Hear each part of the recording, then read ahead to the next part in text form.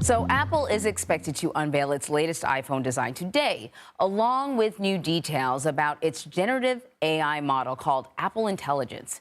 It's glow time. That's the theme for the event. It references the new Siri design, which you can see here in this beta version. So here with me to discuss the updated products from Apple is Bridget Carey. She is an editor-at-large for CNET. Always good to talk to you, Bridget. So this is kind of exciting, but I know that this is all speculation and leaked information and all that sort of stuff. Do we have any idea if the iPhone 16 is going to be different enough to get me to trade in my model?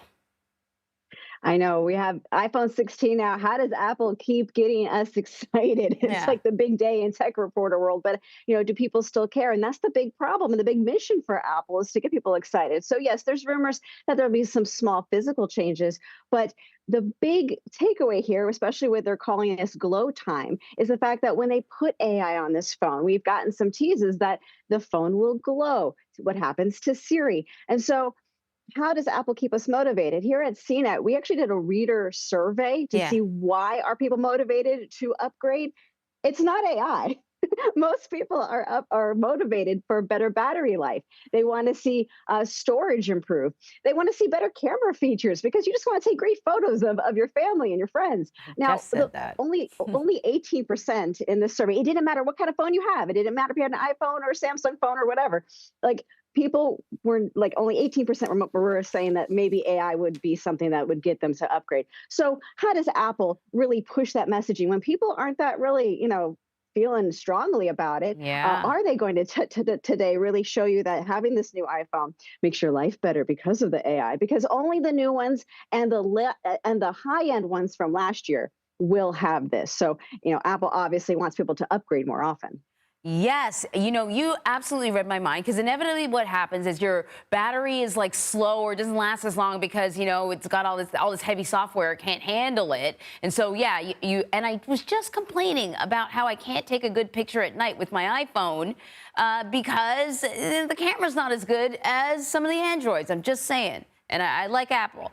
That being said, let us talk about how my life is going to be improved with Apple Intelligence. Do we have any sort of nuggets we can talk about? Yeah, Apple did give us a few previews of this early in the summer. So, when it comes to the apps on your iPhone that are very Apple-y apps, like your Maps, your schedule, and your calendar, your mail, the idea is that you'll be able to talk to Siri. And if you ask a question, it can kind of connect the dots a bit. Am I going to be late for this event that was in my email? And what did my friend say in my text message a while back when she referenced that book?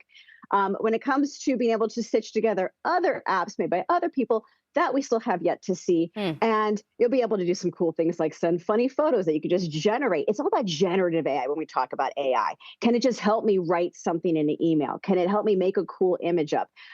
Apple's not the only one pushing this AI message. You have Google, you have Samsung this year. Everyone's saying the software is the real hot thing in the phone. But people once again just want that battery life to be better. So there could Yeah. be some more surprises still to come on how this AI could make the whole phone experience better.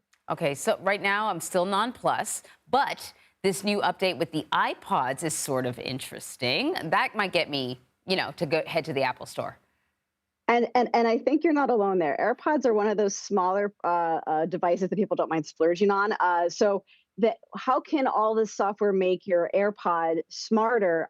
Maybe when Siri asks you a question or a phone call comes in, instead of saying, Siri, answer the phone call out loud for everyone to hear like you're crazy, you can actually just nod or shake your head, and the Siri will go, okay, she said yes or no. Also, there's rumors that these AirPods in general may be getting updates to put things that were in the more expensive versions into the lower price versions, things Ah. like noise canceling, or you might hear talk about how AirPods can help with hearing loss, like a hearing aid of sorts. So it's the kind of thing that, yeah, people might grab that first before they might update an iPhone, which they tend to do every 3 years or so.